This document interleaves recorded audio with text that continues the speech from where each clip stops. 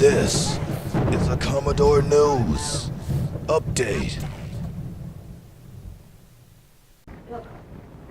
Welcome to this Commodore News Update for Monday, April 24th. I'm Keaton Brown. If you're struggling to get back into the swing of things after spring break, just remember that there are only 35 school days left in the year. Over the past couple of days, our Commodore sports teams have been putting in serious work. On Tuesday, the softball team fell to Salem 11-2. Yesterday, in baseball, the Commodores got back on the winning track with a 19-4 victory over Lake Taylor. Trey Keels hit a grand slam, and Kennedy Jones also homered for the Commodores. In tennis, the boys and girls were 9-0. In soccer, girls won 11-0 over Norview. Malia Mariano scored 4 goals, and Abby Urban scored 3. Boys also won over Norview 2-0. Clayton Sanchez scored both goals. Now here's Marche Bird in the control room with what's coming up on the sports schedule. Thanks, Keaton. Today there's only one event. The JV baseball team travels to Churchland. Game time is 4 p.m. On Thursday, the boys and girls tennis teams take on Booker T. The girls play at Maury, while the boys will play at Northside Park. Matches begin at 3:30. Back to you, Keaton. Thanks, Marche. Now here's what's happening at MHS.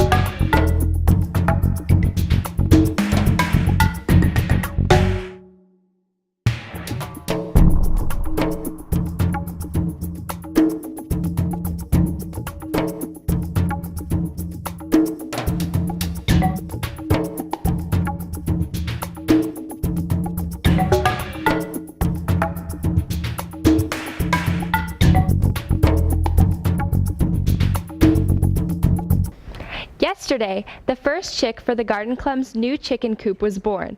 Meet Shirley.